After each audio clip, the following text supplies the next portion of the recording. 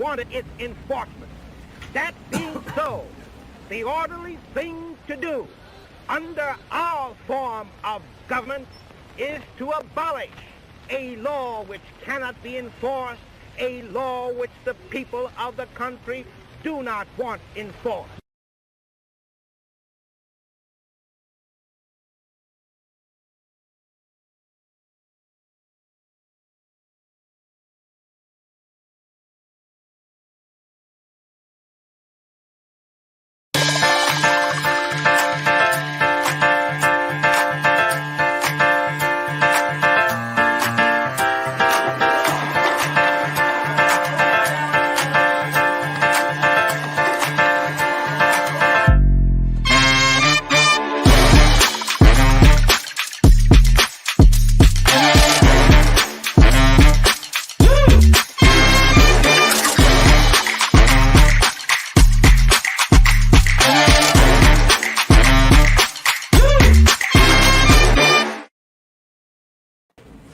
And welcome to the Kent and Zach Show with Caitlyn Guthrie. We are recording live from KCDI Studios. This is the Kent and Zach Show with Caitlyn Guthrie again, and we are blasting anyone who makes us angry. We bring critical thinking, skepticism, and ridicule to anything that makes the news or our purview. It's political, it's skeptical, it's triggering, and we're not holding anything back. I'm your host, Kent Williams, and tonight I am joined by my co-hosts and partners in crime, Caitlyn Guthrie and Zach. What's up, guys? How are you tonight? Hey, how's it going? I'm excited. Same. All right. Yeah, I'm going to take a page out of YouTube and say welcome back to everybody if you've joined us before. And thank you for your time and feedback. And welcome if you're new here. Be sure to like, subscribe, and share. And let us know your thoughts as we carry on. We'll let the algorithms know you're here. And speaking of algorithms, I've got to bring up how we did some ad experiments, and they seem to be reaching people like well outside of our community. I think I saw one. Like what? Yeah. Yeah. And some of them have been very vocal about not wanting to see our content. And I don't know if you know how algorithms work, but what you watch is at least tangential to what we're offering here. But feel free to use the hide or block features if you'd rather not see our faces. This isn't an airport. You don't need to announce your departure. Yeah, block, ban, whatever you need to do. We don't need to hear about it. But I mean, gosh, wasn't that crazy, guys? It was a good time. Yeah, like it put us in the South and like the deep South. It seems like, and Virginia, North Carolina, lots of Florida, and it's just wild. Where they got some nasty memes out there too. Like, yeah, I thought I had some bad memes, but yeah. Some of them, were definitely troll accounts that only had like one follower, no friends, or whatever. Bot things. So a couple of them were old, people that had Facebook accounts for years, and they're commenting. So yeah, whatever. And I feel bad for them. If you don't want to see our faces, you don't have to see our faces. Little Nicky, they're calling us are you calling us the Devil's Kids? I'll accept that. What's going on, Warcrack? I'm okay with that. I'm okay with that too. So awesome. We've got a great show for you guys this evening. I hope everybody out there's feeling good and ready to go for the weekend. We've got some crazy events going on in Garden City and the surrounding area. So we're going to... Summertime is here. So Caitlyn's going to fire us off with that. What do we got going on this weekend? All right. We've got the Hidden Trail Park and Rec. Let me say that again. Hidden Trail Parks and Rec, located at 2010 East Shulman Avenue. 2010 East Shulman Avenue. This Friday from 7 to 9 p.m. Hidden Trail Brewery presents Parks and Rec Trivia Night. Marth Vader returns with another round of fabulous themed trivia. She asked, and you answered. This time we'll be doing Parks and Rec.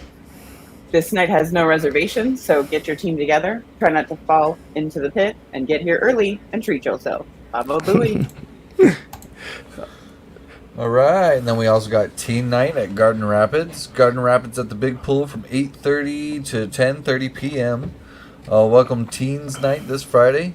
Anyone ages 14 to 20 are invited to come and enjoy the entire park after hours. Concessions will be available. Bring your friends, catch a ride, catch the slides. No outside food or drink is allowed. So over in Dodge City, City Days starts tomorrow, gets kicked off. That'll run June 28th through August 7th. There are a slew of events that go on. I believe this is where they run the Longhorns and the cattle down their main street over there, which is kind of cool to see how livestock used to be moved back in the day by cowboys and horses. They do touch a truck. It's a lot like Beef Empire Days if you're watching from Garden City and can relate. Big Fair Time Festival going on in Dodge City. So check that out this weekend. Find them on Facebook at Dodge City Day. On Facebook, just search Dodge City Days. I went last year for the first time. I'd never actually been to Dodge City Days. And wow, there is way more people involved with that than I remember Beef Empire Days being. It's very cool. I'm from Dodge City, and that was a big deal for our family. Yeah. My dad did the cookout competitions, and my mom worked for the hospital over there, and they always put on an event, fed everybody while they came up. So there's a lot of events, a lot that go on. They take it pretty serious. And then we've also got over in Leota, Kansas, the Wichita County Fair. I also got to grow up doing that. My mom graduated out in Leota, so we've had family over there, and it's a really cool deal. Okay, I hope everybody can see that. So I think it starts tonight. The rides do, and the neat thing about the Wichita County Fair is that they own all their rides, so they don't have to extend a lot of cost to the patrons. So the tickets. They used to be $0.25. I think last year when they opened it up, it was 50 cents to make up for the year due to COVID. So I'm not sure if it's 25 cents or 50 cents for each ride, but they also have games and food that's inside the park. So highly encourage you to head over there. Not too far. Yeah, it's a good time. Entertainment you're gonna find, that's for sure. Definitely, my kids can, get a 20 and last for hours doing that stuff. So. Thunderlungs 206, welcome back to the show, brother. We're glad to see you. Hey. Tenderlungs. I'm sorry, I said Thunderlungs. It's both sides of the spectrum there. You better grab that name before he does. Yeah. So we got a eventful show for you guys tonight. Starting off, we've got Caitlyn shit quarter. That's where we're at. What's pissing you off this week? Where you at? What's on your head? Yeah, so I want to get into the Value Them Both topic again. The voting is next Tuesday, so August 2nd. You can also do early voting if you go into the county clerk's office and ask for an early ballot. 8 to 5 is that when they're open? Sometimes they're there later, depending on if you're going in to vote. And so I had somebody that I love very much asked me recently, because of this topic, we were discussing being out of town for the vote. And so I was telling them that they could go early. But they asked basically what does a vote yes mean and what does a vote no mean? Because they hadn't really looked into what those votes mean. And they remarked on how confusing the campaigning has been. And I reminded them that this is by design. And of course, when you phrase things as though you care about women and children, but then intentionally misrepresent that the law already lends to your religious ideology, it's not always so visible that caring about lives is the scapegoat for the real goal of criminalizing bodies and sustaining one of the most emotional wedge issues of our lives. So they're experts at pandering to your ideals, whether you're a Republican or a Democrat, and selling us the same platform point that they always have. So one side says, vote for us, we'll do this. Vote for us, we'll do this. And then never do anything about their promises. This is all while asking us to donate our money like they're not already bursting at the seams with corporate funding. It's horrible. As soon as Roe v. Wade fired off, I'm sorry to interrupt you, but as soon as Roe v. Wade fired off, immediately, there were 50 inbox messages from from Democrats all over, because I follow a bunch, and it's like, give me money, give me money, give me money, give me money. No, absolutely not. But anyway, I'm sorry. What are you going to do with my $5? Where does that go? Yeah. It goes to printing the flyers for the next time they have to save Roe v. Wade. Jeez. It's the only thing that they have going for them, and let us not forget that he campaigned on, we are going to codify Roe. We're going to codify Roe. They chanted it, and he had a supermajority. And then when he was asked about it, while they had a supermajority, he said, it's not at the top of my list right now. And so, I mean, there's plenty of blame to go around from there, but that didn't start with Donald Trump. That started long before. Oh, yeah. I mean, these Republicans have been telling us that they're going to do this for decades. Mm-hmm. Sorry, Caitlyn, we're interrupting your rant. Don't let us mansplain this to you. There's a reason you're the one telling the story. So I did my best to answer that question, and voting no comes with a pretty simple explanation. Voting no means that the laws that are already on the Kansas books will stay the same. So we have to vote on this proposed issue, and in order for that not to pass and for other things to occur after that, voting no means the laws will stay the same. And currently we follow the 22-week rule, right? Yes, so it's illegal to have an abortion after 22 weeks, and 0 abortions have occurred in Kansas in the last 2 years. 3 in the last 3 years. Since 2019. They like to say, I think the 2019. Value Vote campaign loves to say that their biggest issue is that public funds or taxpayer funds are going to pay for these abortions. Well, 92% of those abortions are from abortifacients, so like Plan B, those second chance. So it's not even a surgical procedure that correct would make a good poster in a Christian hallway. Yep. And so voting yes means, I'm going to use some campaign rhetoric here because I think they nailed it when they say it's a mandate against a woman's right to choose. Voting yes means the very real likelihood of other trigger laws which will criminalize women and men and their doctors and neighbors and loved ones who support a woman's right to choose. To the full extent, they want to prosecute to the fullest extent of the law for each of those positions, and some of them are laid out as far as like felony 2, felony 3. It means prosecuting women and their supporters who help them cross a border into another state. It makes it illegal to aid someone who comes into our state for safe medical care. These aren't things we're saying to exaggerate or fearmonger the issue.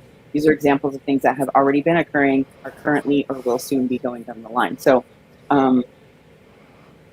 we don't have the language on all of the bills that they want to pass through. So currently, as it stands, if you Google it, Kansas doesn't have any trigger laws, but that doesn't mean those aren't ready to go. Because this vote isn't even for passing abortion or anything. They're trying to get trigger laws that result in this vote, right?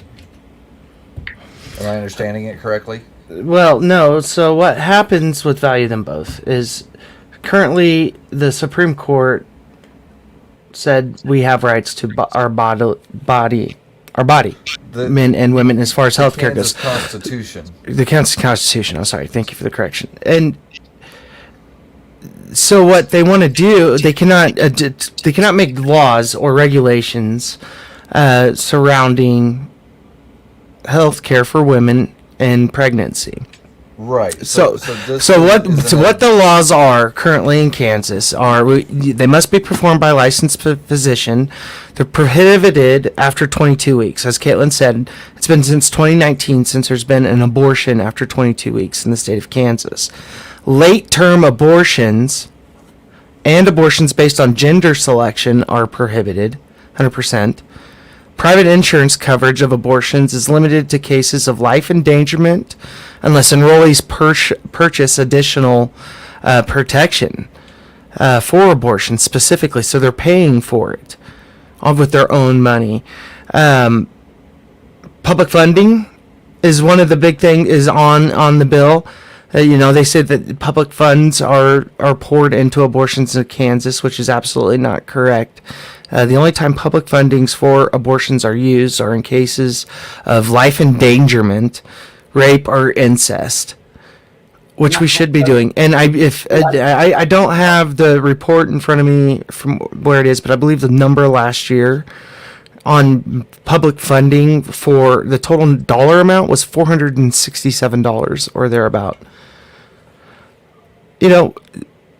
So that is a falsity in Value Them Both at the very beginning. Patients are required to undergo an ultrasound before an abortion. They have to see it. There's a 24-hour waiting period after state-directed counseling, guys, prior to receiving an abortion. Meaning they speak to officials, and they are discouraged 150% from having this abortion. They have to willing to provide mental health care. Yes. It's crazy, right? Their parental consent is another big issue for Value Them Both, and that is required in the state of Kansas. So everything that Value Them Both, what their arguments are, we already have in Kansas. They haven't clearly laid out exactly what they intend to do after Value Them Both passes, which allows our state legislators to create laws that can outright ban abortion in all cases, which it says in the reading. When you go and vote and you read what is on your ballot, it will tell you laws without exception to rape, incest, and medical emergency. It tells you that on the ballot. They want to make laws that can regulate or outright ban any of those items. It's on your ballot. You will read that. They're investigating the doctor that did the abortion for that 10-year-old. Things like that will get way worse. And in Kansas, right now that's not happening here, but right, it could. It disproportionately affects the poor and our minority communities, specifically blacks. There you go. And no, Tony is absolutely right. Value Them Both does not value the mother or the baby, for that matter. The baby. There are some of those laws will then go into whether or not a person who attempts an abortion is criminalized, and it's more severe if that baby lives. Again, we went over last week how long the child has to gestate before they're even viable. So that's, a baby can't survive outside of the womb. Or, there are rare cases, but those children have to be on medical machinery, and they don't have even into lives if they survive past those points. They're struggling with that. Are the people who want to mandate that we can't have safe access to abortion, are they going to pay for those medical requirements? No. And last week we played audio from Lloyd Chrisman, who's a representative from Value Them Both, and it was the first time that there has been any insight on what they plan to do after Value Them Both passes, if it should. She said we have House Bill 2746. It's there. They voted on it last year, which is what spawned Value Them Both for us this year, and with our vote August 2nd. It's dead currently, but it will be reissued under a different name come January 23rd. And you should definitely look at that bill and know that this is exactly what they're going to try to pass. And it bans medical emergencies. Guys, it is dangerous. Value Them Both opens up a whole new world to women's health care that hasn't been here since we've owned people, slavery, almost. It's what I attribute it to. It's horrible. We cannot allow it to happen. We have to vote no and protect Kansas's constitution as it is. We need to keep Kansas a free state. We need to provide safe access to health care to anybody that needs it, because we're Kansans and that's what we do. We help people out, and I firmly believe it's the right thing to do. So moving on with tonight's show, which has been awesome. We're so happy that you're here. I haven't super shared it in any of my groups on my page or anything yet. I hate that I'm always looking down at the beginning of the show and not paying attention. So we're holding down some viewers tonight. So I want to say thank you so much for being here. Please drop a comment, like, share, subscribe. Please get the word out there that we're here. We're talking. We'd love to have you on the show. Send us a DM if you've got a hot topic that you're wanting to talk about. Tonight's theme really goes around retaliation. When corruption happens, people get scared to speak up and talk, and we don't blame them. And if you are one of those people, we want to be your voice. So holler at us, let us know what's going on, and we'll see what we can do to help you. That's kind of what we're here for. It seems like the more dirt we turn over, the more bones there are, and we're not even so many questions. So many questions. It just gets worse. So, all right. So on that note, and talking about controversies in town, John, hey Zach, before you get going, yeah, Brian's been yelling at you for like 10 minutes to pull your mic closer to your face. Oh, well, I'm not looking at the face. Wait, there you go, right there. Don't move. You like that?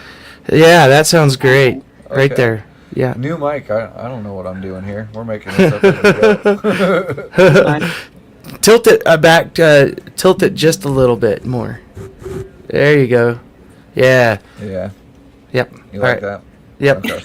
So Zach. All right. Zach, we've got super mad. What are we super mad about this week? I'm still super mad about 4 years ago. What happened 4 years ago? First of all, I can hold a grudge. Second of all, 4 years ago, 2018 was the year that we had all of these issues with the college, and I don't know how much you guys might even remember about that. I didn't. I needed a refresher course, and so I started doing some digging and started doing some Googling.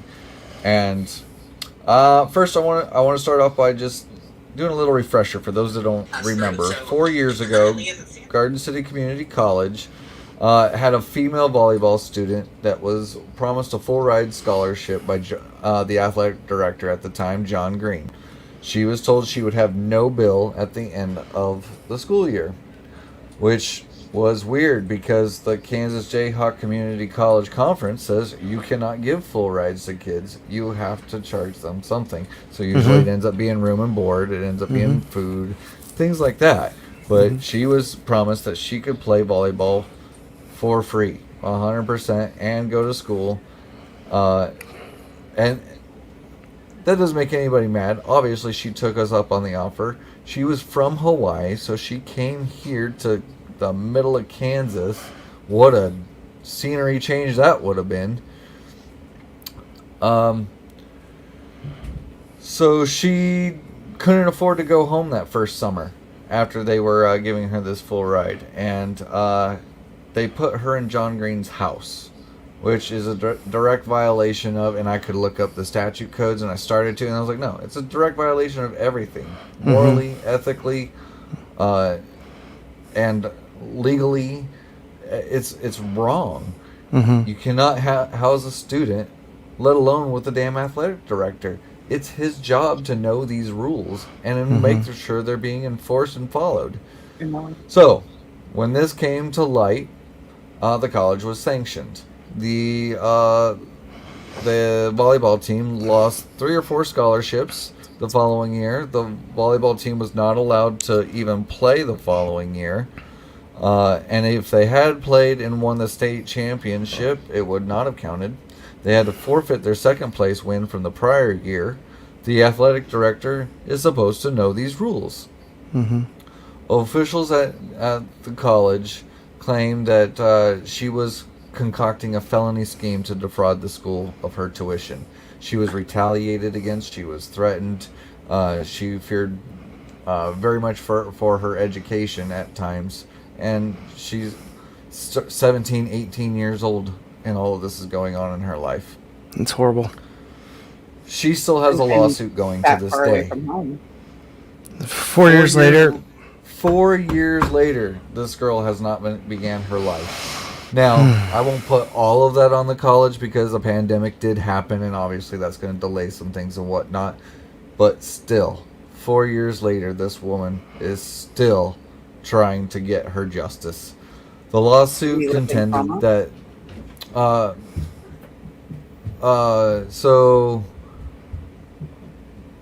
that lawsuit continues, and there are 4 other girls that have a lawsuit continue. She's one of 4 girls, I should say.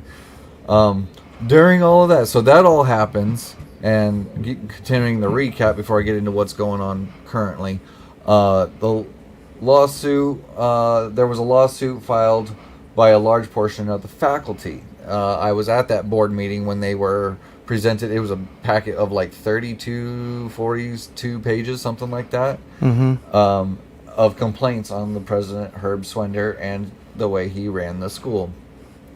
The lawsuit of those complaints that came to fruition was it contended that Swender reprimanded faculty and staff for sharing remarks he made about the accreditation process with KSN, our local news network, of course. Well, I don't know how local we would call it, but it's as close as we get. Right. It include so somebody called KSN. Swender, President Swender, had a luncheon the following week, and he ordered everyone there to never speak about college affairs with the media again. And then he ordered all of them to unlock their phones and pass it to the right. What? No, what? Seriously. 98% of the faculty members there did and passed their phone over, and he said, now somebody in here is the one who contacted KSN, and we're not leaving here until I know who it is. And so he forced the faculty to search each other's phones, which, if anybody who's ever read that document called the Constitution that they're always hanging so close to their heart, that's a violation of their Fourth Amendment rights. So lawsuit happened with that. Them being told they can't talk to the news, violation of their First Amendment rights. So those lawsuits between with the faculty, it has been settled pertaining to that specific matter. So I'm not going to name the individuals that still have the lawsuit pending because they're already victims and they don't need their names thrown out there. So I've opted to remove that. But so these 4 people, including former cheerleaders and the former volleyball player, and even people in the community, are still dealing with this lawsuit. The faculty pushed for these lawsuits to be dismissed. They claimed they did not engage in meaningful discussion. They claimed that they couldn't present enough evidence, and they claimed that they had something called qualified immunity. The court ultimately sided with the students in denying the motions for it to be dismissed, and he also denied their qualified immunity claims, not only to former President Swender, but to the trustees that were on the board, because the board became directly implicated in all of this. They were a huge problem. They had these sexual assault allegations presented to them, these complaints brought to them, and they didn't do anything. It continued. Sorry to interrupt. The college, is the board the trustees, or is the board okay? Yeah, the trustees are the board members, and they are also involved with all of these lawsuits. Swender is no longer with the college. We did end up getting him removed. It was phrased as a mutual agreement of parting ways. Wow. And in this mutual agreement, Swender was given $278,000. Wow. That is $278,000 for being fired. I've been fired a couple times in my life. I didn't get anything but a swift kick. But he wasn't fired. He wasn't fired. It was a mutual agreement. Yeah. So the college I would also, like to mutually agree through the end of this for- year will continues to pay for him and his family's health insurance. Through the end of this year, so we're still paying for Herb Swender with Yes, taxpayer yes. dollars. He continues to be a thorn in our side. They kept him on as a consultant and a bunch of Unreal. other things. Wow. So in all of this research, I thought that was what the extent of it was, and I completely spaced, and I feel terrible for it, that we should not forget 19-year-old Braden Bradforth. He died of heat stroke the same year that all this was going on, and it kind of got washed under and barely talked about in the community. Our community killed this kid. Jeff Sims, the coach for the football team, who left weeks later, he is directly responsible. He even told, just minutes after he died, told media that he died of a heart attack, because assuming he was talking about his size, and that's what his justification was for it. To honor Braden's life and his memory, a memorial tree with a plaque at the base is planned for a yet-to-be-determined location on the campus later this fall. This article was from years back, and I don't know if that tree ever happened. And so if somebody does know where that tree is at on campus, I would love to know. I would like to visit it anyway. Even a year after the young man's death, Sims has refused to take responsibility. He was quoted in December of 2021 as saying, "It's unfortunate what happened, but God has a plan. It didn't happen at football practice. It happened after football practice." And that's just disgusting.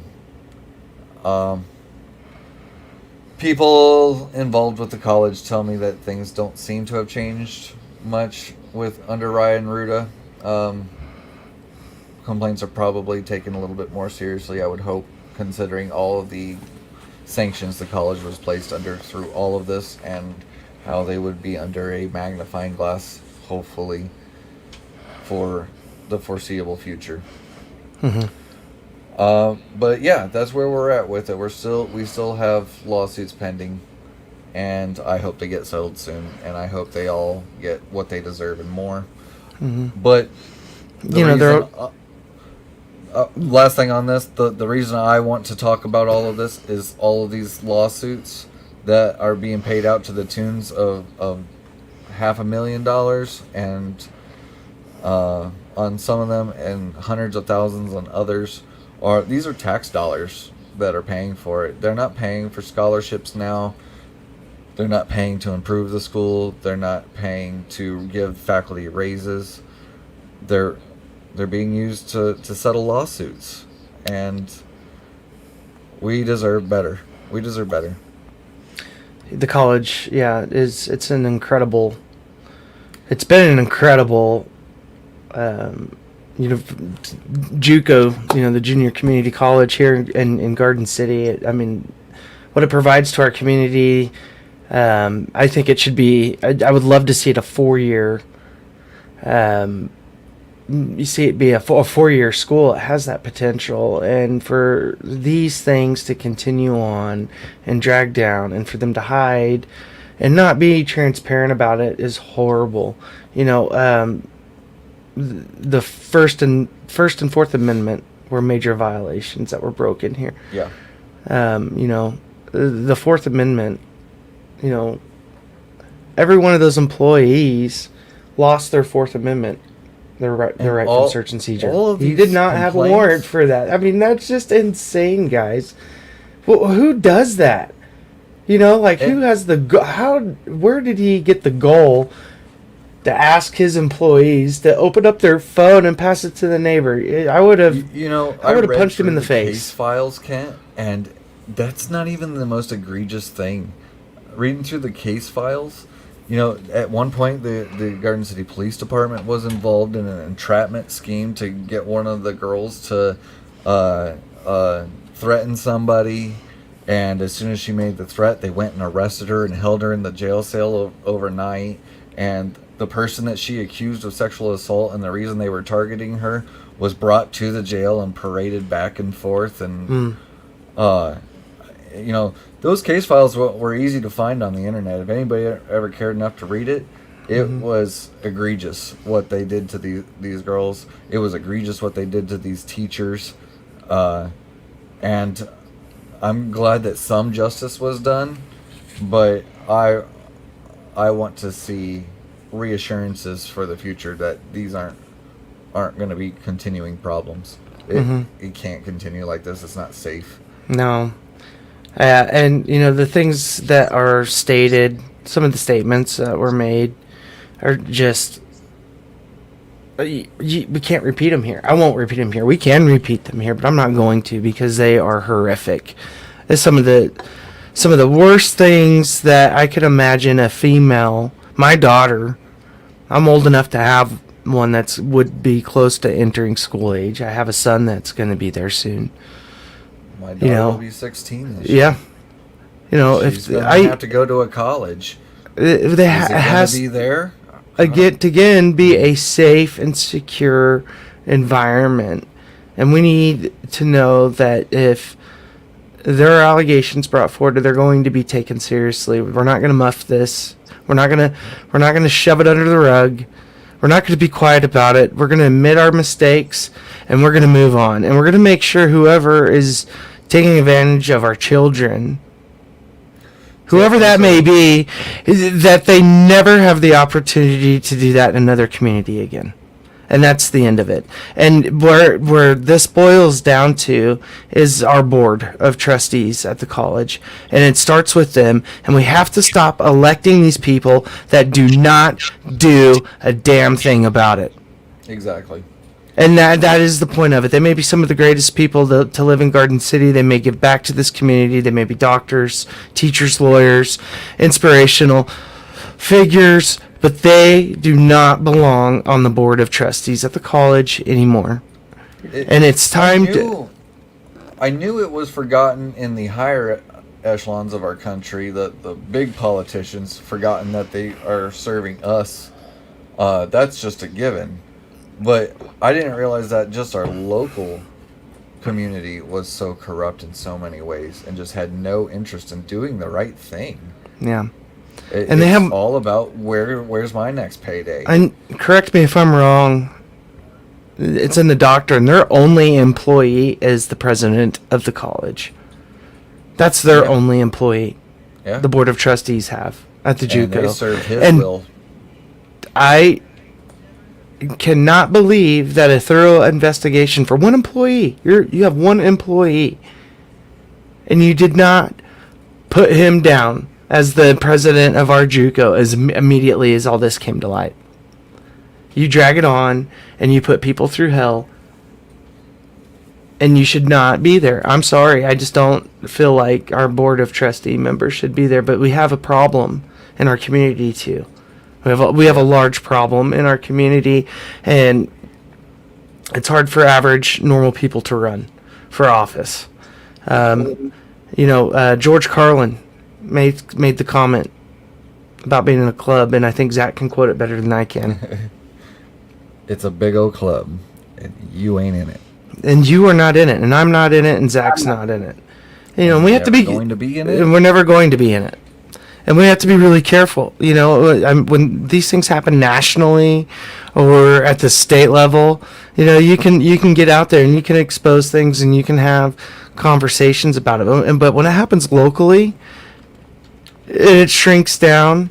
That pressure becomes more, and people won't talk about it. And unfortunately, we do not have an investigative news anything here in Garden City, Kansas. We're not that. We're three average people. You know, we have no business being detectives or news reporters or anything. You know, we're here talking as friends, sharing it publicly about the things that are bothering us or what we would talk about politically and the things that we want to do or see in our community to make it better. And that does not support people who are known criminals.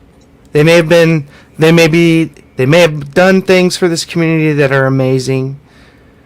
They may be influential in some way or another, they have been. But when they steal money from nonprofits, when they take money out of our community for the people that need it most for prevention, when they is that a thing where like it's hard to reconcile that people who do generous things might also be criminals? Like, is that hard It's for not. people to? And can we have one conversation without being dismissed by saying these are good people? I mean, That seems to be the real trend of. It is, and there's a good old boys club, and it's white privilege. It's the rich doing what they want to do. Those who are in power and control, and that leads us to Troy Unruh in Garden City, Kansas. On our pilot episode to start this show, Zach went on. Came on the show, and his segment. I was trying to think of what we were calling it, what the segment was called. And Zach was pissed, and that was what our subject was. And we want to keep it in the forefront, and we want to keep it on people's minds. And since that point, we've spent time and energy on this case to try to help connect some of the dots that happened in this case, and it is unreal. And you can find in our show links articles that are just basically blurbs from KSN and Cake. That's all we got. Yeah, so they're basically carbon copies of each other. Yeah, this is all the reporting that we got. Is when it was initially filed, when the complaint was filed in February of this year, February 22nd of this year, it was filed in the District Court of Finney County. We got a little blurb, and what did that blurb say? That he unlawfully, I can't say it, feloniously, thank you, feloniously, and intentionally obtain control over property, to wit, money having less than $1,500. Yeah, okay, so that's the part that keeps getting reviewed. His death was less than $1,500, and that it happened between September 2017 and 2019. Why would anyone care about going over after $1,500? Like, that's not... Over 3 years, right? Right. Yeah. But, and then it goes on, the name LiveWell Finney County Health Coalition, which, if you don't know much about LiveWell, they've been around, I think, 21 years in our community.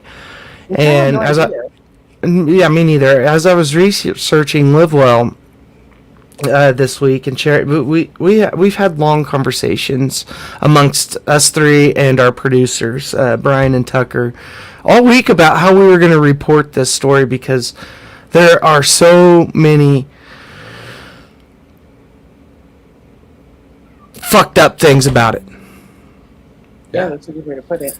There are some things we don't know, but the assumptions, the people who are involved, it's just nepotism. Yeah. It's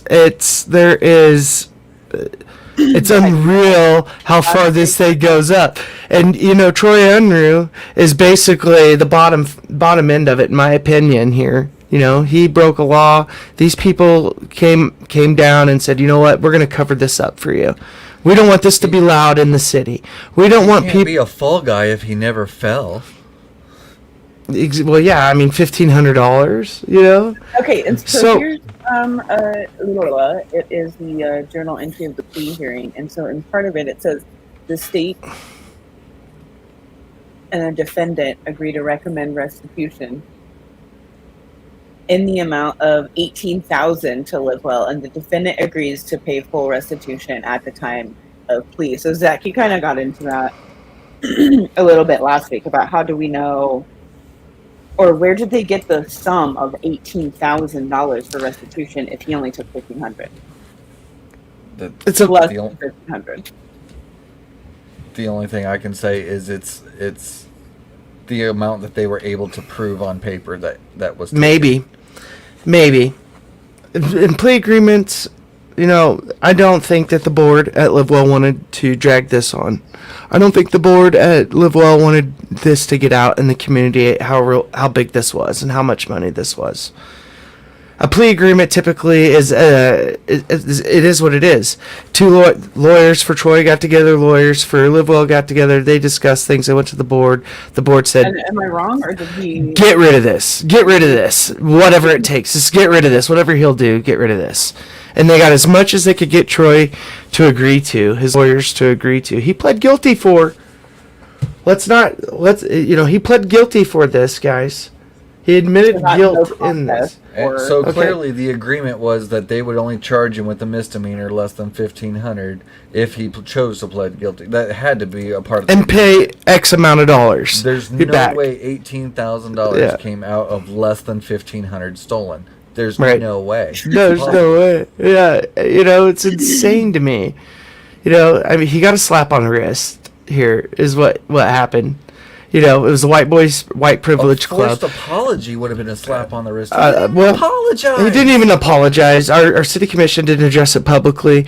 And I mean, there's so many facets that go down in this. You guys, if you read the complaint and you read the witness list on this, there are so many nonprofits in Garden City that are named. You have Western Kansas Community Foundation. You have Finney County Convention and Tourism, Kennewaunchee and Tourism Bureau. You have LiveWell. You have what's the other? Kansas Leadership. Yeah. Yeah. And this guy is involved in like every board there is for healthcare, which is odd. He's an insurance salesman. He's just all over the place, and he was a bookkeeper, he was a board member, or he was an officer at this. And all of these are named as witnesses. Why? What's their involvement in him stealing money from LiveWell? That's a huge question, and I think it blows my mind. I think he got away with a lot more than what was reported and what is in the case. That's my personal opinion. And I think there's a lot of questions and there's a lot of answering the city should be doing. This guy should not be representing our community. Most people don't know. There is you could get it on the gardencity.org website where it shows sort of the hierarchy of how the city is run, and the city commission is at the top. They're in charge of the manager. They're in charge of the citizens. You look at who's on LiveWell's board, and and the politics that are played at the city, in their position. I mean, there's just so many facets to this case, and who was involved, who covered up for him, and how the same people serving on different boards. Yeah, and the city. I really wish, and if I recall, when Shannon Dick had his comment taken, I don't believe it was taken in context in KSN. I think there was more to what he was saying, and I haven't try and correct the record. I did. I believe I did on Facebook somewhere. I did, but I don't necessarily know. I don't necessarily know if it was public, and I don't recall if it was, an explanation either. It was just it was taken out of context. The city didn't want to deal with it any more than Troy did. Plain and simple. Yeah. We got one sentence from Shannon. We got one sentence from Matt Allen. Yeah. Done deal. Let's move on with life, people. LiveWell has. Go ahead. Would try to comprehend that mistakes happen. Yada yada yada. Like, if you are eager to basically call out the problem, take responsibility for it, I'm not sure what sort of reputation they're protecting, or the reason that we would be more receptive to having a conversation about exactly what happened and like why can't we have these conversations? Right. Well, and even still, I'm being told by a local attorney here in town, privately, that it wouldn't have been LiveWell's board, actually. They may have been consulted on it, but it would have, the AG's office would have been in charge of the plea agreement, not LiveWell. So it came down from them. So it was what they wanted to prove. It was how much it was how much effort. It was the lobbying around it, and I think that's the ultimate sure. And we're not trying factor to of it. Everybody, what we want No. to know is like, okay, we understand that there are witnesses involved, and if this is if there were so many people asked about it, why can't we have a conversation about it? Especially in the sense of, if anything, people giving their testimony to the public. These are all businesses and entities within Garden City that involve tax dollars, whether it be for funding projects or it's all of our money that they're finding ways to scoop and steal in any way possible. And I mean, like you said, Kent, Troy is the tip of the iceberg. Correct. There are problems up and down this community. Mm-hmm. Everywhere. It's insane. It's insane. It's scary. It's scary. Why does it take us to start a fucking podcast on Facebook to hear anything about it? Well, and that's just the gist of it. To impede progress. Maybe that's the thing. Like if we turn over some rocks, then we're not going to have the ability to have these organizations funded. We in no way mean to imply that these organizations are not helping this community. No, I'm pissed he stole from them. Yeah. Exactly. We want to make sure that the community is most benefiting from all of these things that have been implemented, and why are we letting people who are in charge of these things continue to be in charge of these things? Because we want to protect the community at large, not try to get anyone underfunded or unfunded or anything like that. Garden City is supposed... Sorry, go ahead, Kent. No, go right ahead. I mean, Garden City is just supposed to be... We're supposed to be different that way. We're not as racist as other towns because we are diversified with our Tyson plant. We're not supposed to have that good old boy politics. Our police department isn't supposed to be as violent as other police departments.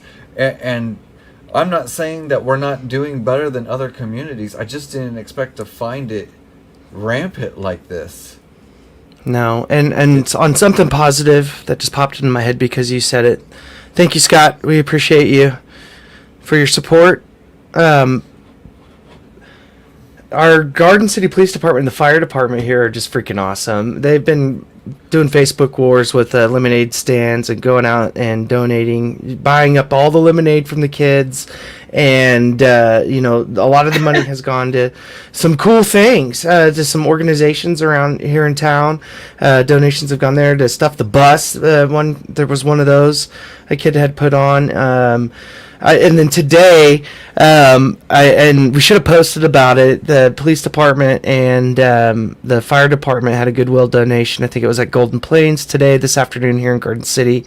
It's a free will donation to the Special Olympics here in Garden. How freaking cool is that? You know what I mean? So they were out there having a war with it, and I haven't seen results of that war, but I've been following that, and I love it. I think that's great for our community, and I do think that there's some issues definitely in our police department, but I think they are really great at community interaction. Sure, absolutely, and they run a great Facebook page. Absolutely, and they're good at updating the community, what's going on, what areas to avoid when there's an accident, and posting the important police reports. I'm not trying to make everything negative. But I'm also not trying to ignore that negative. We're going to have people that are saying we're just trying to stir up shit. That's all we want to do is stir up shit. And I have a quote that's not I want to read before we do our next thing. I have a quote I want to read that's near and dear to my heart. Guys, I did drop that into the branding section there. If you care to pull it up, it's the very last thing. It's a Captain America quote, and you guys know I love my comic books. Doesn't matter what the press says. Doesn't matter what the politicians or the mobs say. Doesn't matter if the whole damn country decides something is wrong. Something wrong is something right. The nation was founded on one principle above all else. The requirement that we stand up for what we believe, no matter the odds or consequences. When the mob and the press and the whole world tell you to move, your job is to plant yourself like a tree beside the river of truth and tell the whole world, no, you move. And that's what we're doing.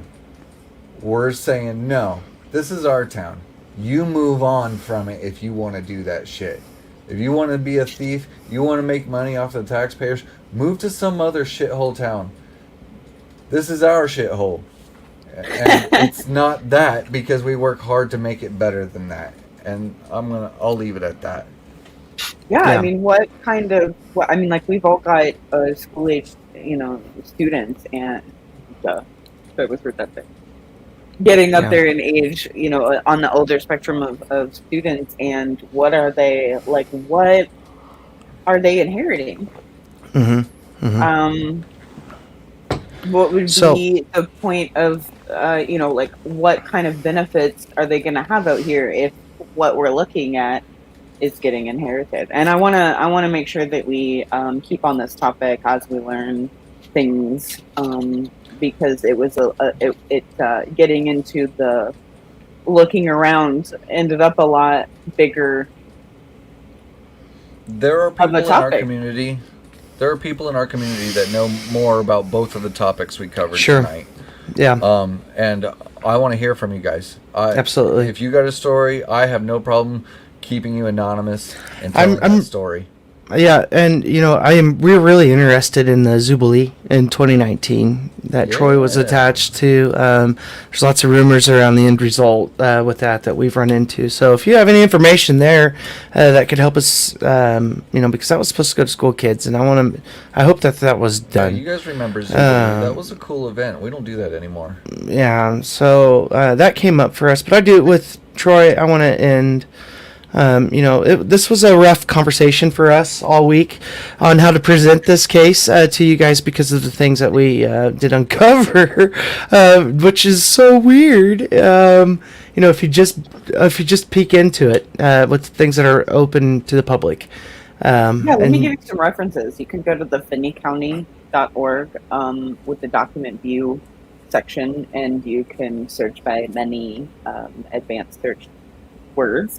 Of any variety, and you can also go to the gardencity.org and look at full commission minutes and other minutes regarding some of these nonprofits or regarding property purchases of different things of those nature. So if you've got time, we're still working on doing some core requests and things on our end too. We're not done. No, and it is conveniently very blank on the other end of doing searches, and so with that, to wrap it up with Troy, what we know is LiveWell is a $700,000 organization a year. That's what the amount of money that they put back into this community, $700,000 a year. What we know from the lawsuit is LiveWell was named in it. I fully believe, and I don't know for sure, that Western Community Kansas Foundation was involved, and Finney County Convention and Tourism was involved. The Zoobalee was involved. There was a lot of money taken from this. It was a short-sighted case. They just wanted to wrap it up, be done.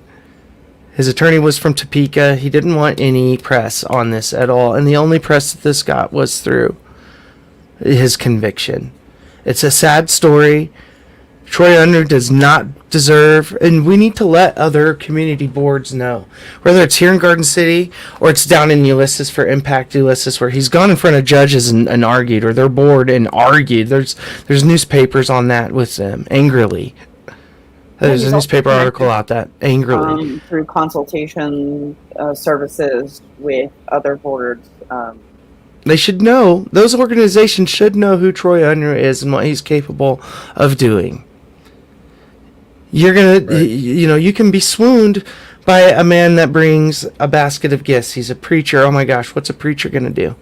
Right? That's what you think of what happened here just recently in America. A preacher got robbed in a Sunday service with $1 million around his neck and his wife's.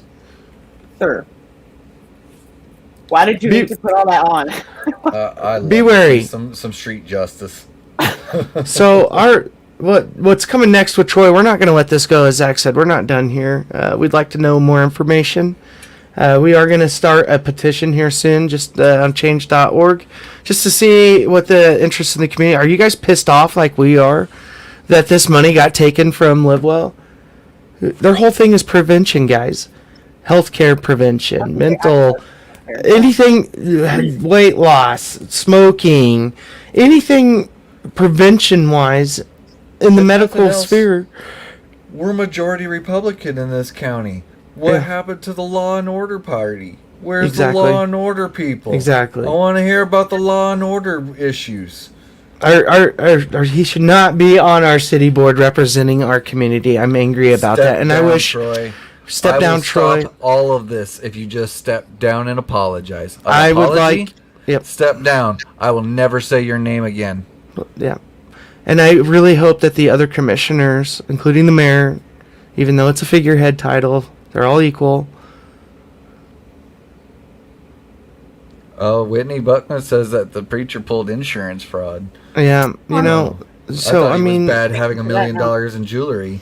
but it's not just preachers either. I mean, lots of people can present themselves in a light and totally But I take think advantage that of those that they seem that they're trying to help more. This guy took advantage of the poor and stole their money.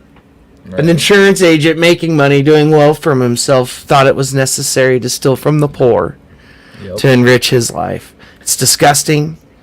I hope any of our city commissioners will stand up and demand his public apology or him to resign immediately. I just don't understand why Troy Unruh is still on our city commission. It's Resign. just it's disgusting. I again want to thank everybody for being here tonight. This has been an amazing show. Again, that topic was super hard for us to get through because it is very touchy.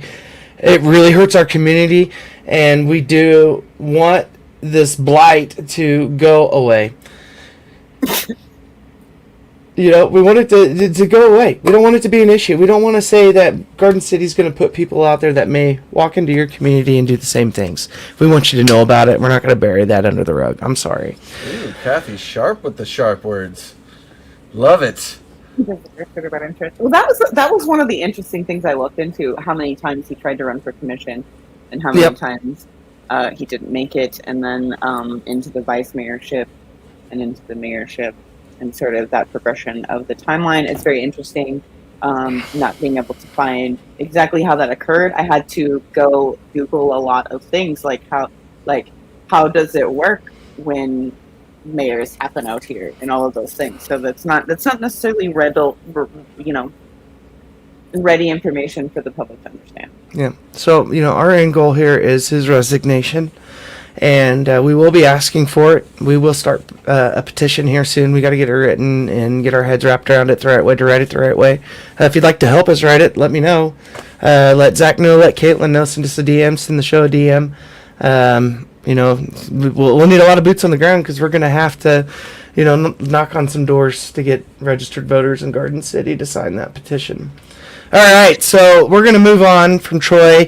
We're introducing now a new segment. Guys, again, this show is just three regular people having a conversation about the things that, catch our eye.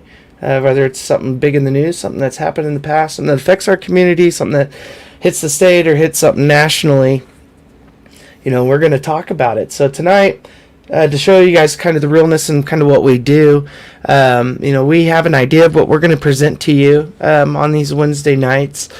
Sometimes our topics change at a drop of a hat in a moment, and we have this much time to prepare ourselves to talk to you guys. So most of this is off the cuff. And, just to play with that a little bit tonight, I have a clip that nobody knows. The hosts haven't seen it. Our producers did know I put it in our broadcasting realm or studio just a couple minutes ago. And I'm going to set it up a little bit so everybody knows what we're talking about. If you know Zach, if you know myself, I don't know if Caitlyn follows them so much, but I know she has heard a lot about them here recently. Crystal Ball and Sagar from Burning Points. Yeah, we're fanboys, totally fanboys. Breaking Points. I'm sorry, Breaking Points, burning the fires there. I love it, right? Crystal Ball and Sagar are probably two of the best political commentators. I draw a lot of inspiration from these two. Yeah, one's a Republican, one's a Democrat, and they have really interesting conversations, and it's amazing what civility brings to the table when you can talk about it. So what I have here tonight is one of our producers, as we were talking, building up this show, everybody was kind of talking about who they watch and who they like, and one of our producers had mentioned Bill Maher. And so I kind of perked up a little bit because, I used to watch Bill Maher a lot. I still kind of watch some of the snippets. I don't watch the full shows anymore, but I'll catch snippets. Or if someone's breaking something down of his or whatever, I would, I'll watch that. But I'm not like huge on Bill Maher as I used to be. As Bill Maher lost me when he hated on Stan Lee. Yeah. And his fans. Yeah, so without setting up too much, Crystal Ball was on Real Time with Bill Maher back in June, and just absolutely destroyed everybody. I mean, she just blew the doors off the building. It was insane. Like, I was so proud of Crystal Ball on that episode, and it should have went viral 100 times over because she doesn't take any shit, and she's smart, and she remembers things. She remembers things that other people don't remember, and we're going to see that in this clip. Brian, if you would.